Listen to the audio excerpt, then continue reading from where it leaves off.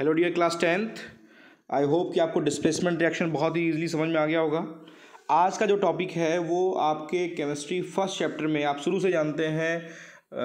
मैं आपको इस चीज़ के लिए आज फोकस करना चाहता हूँ कि बोर्ड एग्ज़ाम के लिए, क्योंकि learning by doing process follow करता है, तो इसलिए एक्टिविटी को फॉलो करना बहुत ज़रूरी है। और ये सिर्फ केमिस्ट्री के लिए नहीं मैं कहता, ये फिजिक्स के लिए भी है, बायो के लिए भी है। अगर आपको करस्पॉन्डिंग सब्जेक्ट टीचर फिर एक्टिविटीज़ के बारे में बता रहे हैं तो बहुत ही अच्छी बात है, नहीं बता रहे हैं तो उनसे रिक्वेस्ट करिए कि वो एक्टिविटी बेस्ड टॉपिक्स को एक्सप्लेन करें, क्योंकि एक्टिविटी बेस्ड ही क्वेश्चन पूछे जाते हैं डियर स्टूडेंट्स। इसलिए आज का जो टॉपिक है मेरा, वो आपके फर्स्ट चैप्टर में जितनी भी एक्टिविटीज़ हैं with proper explanation, with proper questions क्या पूछे जाते हैं, इन सब पे हम लोग चर्चा करेंगे। तो आइए स्टार्ट करते हैं। आपकी आज की जो पहली एक्टिविटी है वो है burning of magnesium ribbon in air. ठीक है, clean A magnesium ribbon about 2 centimetre long bye rubbing it with sand paper. Question ये उठता है कि मैग्नीशियम रिबन को साफ करने की ज़रूरत क्यों है। तो इसका आंसर ये है कि the burning of magnesium in air to form magnesium oxide करने के लिए हमको जो ज़रूरत है उस एक्टिविटी के लिए क्यों ज़रूरत है, क्योंकि मैग्नीशियम की अपर लेयर पे कार्बन डाइऑक्साइड की एक पूरी लेयर चढ़ जाती है, जिससे कि वो मैग्नीशियम कार्बोनेट की एक बेसिक ऑक्साइड्स की लेयर चढ़ जाती है। तो सैंड पेपर से वॉश करने पर वो मैग्नीशियम कार्बोनेट की लेयर जो कि मैग्नीशियम रिबन पर चढ़ गई थी वो साफ़ हो जाती है और हमारा मैग्नीशियम आसानी से ऑक्सीजन के साथ बर्न हो जाता है। ठीक है, अब इस एक्टिविटी को करेंगे क्या, आप फिगर में देख रहे होंगे। एक बर्नर लेना है, बर्नर में एक स्पैचुला लेकर के पेयर ऑफ लॉन्ग क्या रखा है, मैग्नीशियम रिबन लेंगे, उसको बर्न करेंगे। बर्न करने पर क्या होगा, वाइट पाउडर बनेगा मैग्नीशियम ऑक्साइड का। चाइना डिश गोल्ड कलर की चाइना डिश है, वाइट कलर की होती है ये। और magnesium ribbon dazzling flame observe करेगा। आपका ऑब्जर्वेशन क्या आया, it is observe that magnesium ribbon burn with dazzling white light. Dazzling white light को अंडरलाइन कर लीजिएगा dear students, to form a white powder. This powder is magnesium oxide. Clear, तो ये powder क्या है, मैग्नीशियम ऑक्साइड। तो आपने conclusion निकाला, on heating magnesium combine with oxygen present in air to form magnesium oxide. Magnesium plus oxygen gives out 2 MgO। ठीक है, आज हम लोग अप्रॉक्स 5 और 6 एक्टिविटीज़ पूरी डिटेल एक्सप्लेन करूंगा मैं, वो आपको नोट कर लेना है डियर स्टूडेंट्स। फिर नेक्स्ट वीडियो लेक्चर में जो रिमेनिंग रहेगी उसको हम आपको ऑब्जर्व कराएंगे। तो मैग्नीशियम ऑक्सीजन के साथ रिएक्ट करके व्हाइट पाउडर फॉर्म में मैग्नीशियम ऑक्साइड बनता है। तो the burning of magnesium is an example of magnesium oxide, जो कि ये कॉम्बिनेशन रिएक्शन है। In this chemical reaction the reactant magnesium and oxygen combine to form the product magnesium oxide which have the property entirely different from the reactant magnesium and oxygen. मतलब burning of magnesium ribbon is an example of combination reaction. कैसा example है, combination reaction है, ये ध्यान रखिएगा।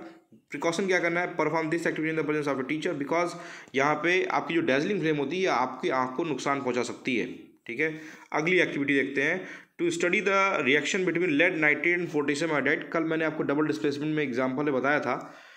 क्या करते हैं कि take lead nitrate solution in test tube and add potassium iodide solution to this.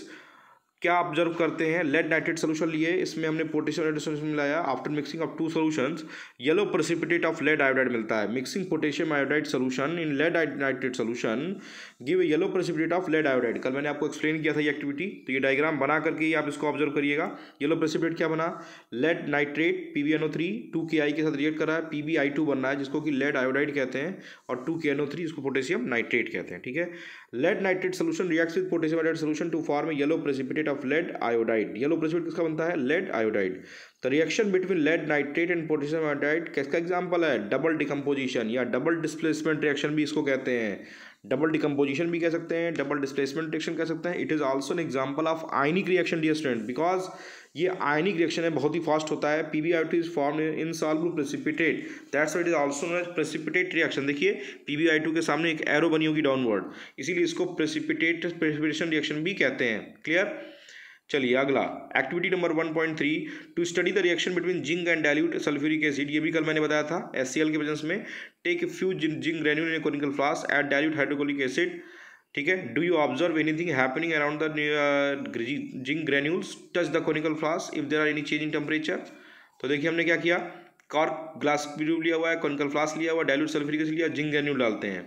तो जिंक ग्रेन्यूल डालने पर क्या होता है, bubbles of a gas are revolved with brisk effervescences upon touching of the flask. It is found that to be heat up the gas evolve can be tested by bringing a lighting candle, it is found to burn a popping sound. Pop sound produce करता है करके, ठीक है, pop sound produce करती है, तो pop sound hydrogen gas produce करती है। यहाँ देखिए डिस्प्लेसमेंट रिएक्शन हुआ है। कल मैंने आपको रिएक्टिविटी सीरीज बताई थी, उसमें आपने देखा था कि जो जिंक है वो हाइड्रोजन से ऊपर है, तो इसीलिए वो उसको क्या करता है, डिस्प्लेस कर देता है। तो zinc reacts with dilute hydrochloric acid और sulphuric acid to evolve hydrogen gas and heat is evolve during the reaction, that's why this reaction is exothermic reaction.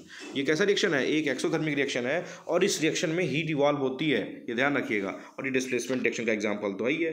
Dear student, notes बनाते समय इस बात का ध्यान रखिएगा कि जो भी आप नोट्स बनाएंगे, एक्टिविटी नंबर, उसके केमिकल रिएक्शन, उसका फिजिकल चेंज, केमिकल चेंज, और ये जरूरी है कि वो कौन सा रिएक्शन है, वो टाइप्स ऑफ रिएक्शन जरूर लिखिएगा उसका।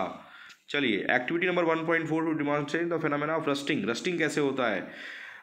Place a few iron nails in the test tube, pour some water in it, place it rubber कॉक on its mouth, leave the glass tube undisturbed for a few days, observe the change taking place। देखिए reaction, dear students, ये rusting of iron एक लो process है। लो process means कि बहुत ही slow process है, बहुत ही time लगता है, इसीलिए ये केमिकल ऑब्जर्वेशन में बहुत ही टाइम लगेगा इसका। आप इसे करके छोड़ सकते हैं, पानी में छोड़ के छोड़ दीजिए, कुछ समय के बाद क्या होगा, brown deposit will appear on the surface of iron nail, this is known as rust. Fe क्या करता है, एटमॉस्फेरिक ऑक्सीजन और वाटर के साथ रिएक्ट करके क्या करता है, Fe2O3.XH2 बनाता है, इसको बोलते हैं hydrated ferric oxide. Hydrated ferric oxide आपको दिख रहा होगा, ये जो है ये क्या है, रस्ट है, ठीक है। अगला, to study the combination reaction between the calcium oxide and quicklime, ये भी मैंने आपको बताया है। Take a small amount of calcium oxide और quicklime in a beaker, slowly and water mix करते हैं इसमें, तो क्या होता है, जैसे बीकर में कैल्शियम ऑक्साइड मिला करके इसको गर्म करते हैं, फॉर्मेशन ऑफ स्लेक्ट लाइम होता है, CH का होल ट्वाइस बनता है by the reaction calcium oxide and water, ठीक है। ऑब्जर्वेशन क्या मिलता है आपको, when water is added to quicklime, highly exothermic reaction accompanied by hissing sound, करके आवाज़ निकलती है, बीकर रिस्पॉन्ड, क्योंकि यहाँ से स्ट्रॉन्ग एक्सोथर्मिक रिएक्शन है, calcium oxide plus H2O gives out CH का होल ट्वाइस प्लस हीट निकलती है, मतलब ये भी एक एक्सोथर्मिक रिएक्शन का एग्जाम्पल है। मतलब large amount of heat is released when calcium oxide reacts with water to form calcium hydroxide, this shows that the reaction of quicklime with water is an example of exothermic reaction. It is also example of combination reaction, बता चुका हूं आपको starting में, है ना। Boost up your knowledge, इसके बारे में मैंने आपको बताया भी था। क्या, a solution of slaked lime produce in the above reaction is use to white washing wall, ये आपका बोर्ड का क्वेश्चन है, बहुत ही बम्पर इंपॉर्टेंट, इसे मार्क कर लीजिएगा। कैल्शियम हाइड्रोक्साइड जो है वही आपके लिए वाइट वॉशिंग के लिए यूज़ होता है, लाइम प्रोड्यूस होता है, और वो slowly with carbon dioxide react करके क्या करता है, कैल्शियम कार्बन आता है, जो कि शाइनिंग अपीयरेंस दिखाई देता है आपको 3 डेज के बाद, है ना। क्लियर। आइए एक्टिविटी नंबर 1.6 देखते हैं, to study the decomposition of ferrous sulphate on heating. Ferrous sulphate बहुत इंपॉर्टेंट है।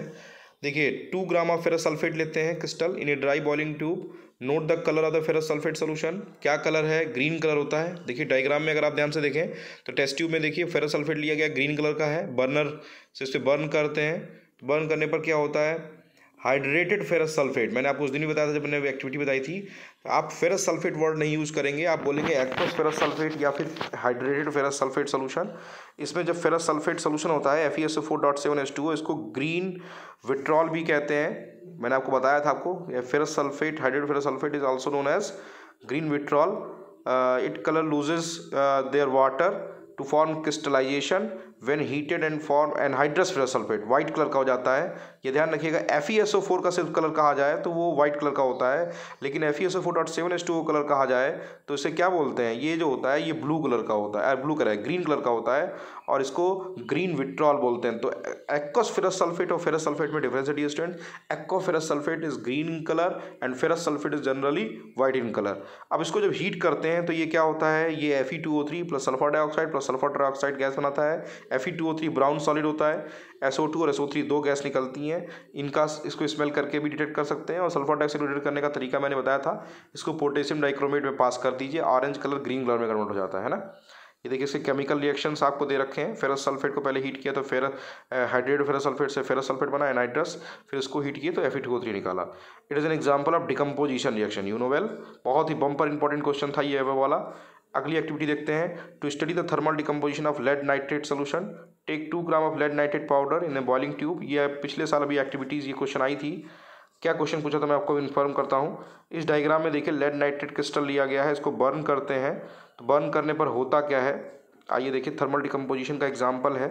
हमने कहा था कि डिकम्पोजिशन 3 टाइप का होता है, थर्मल डिकम्पोजिशन और इलेक्ट्रोलिसिस और फोटोकेमिकल डिकम्पोजिशन। तो the lead latrate powder which is white in color give a yellow residue to lead monoxide that is litharge, याद है मैंने बताया था आपको litharge. Brown fumes of nitrogen, lead oxide बनता है, ये ध्यान रखिएगा, पीबीओ।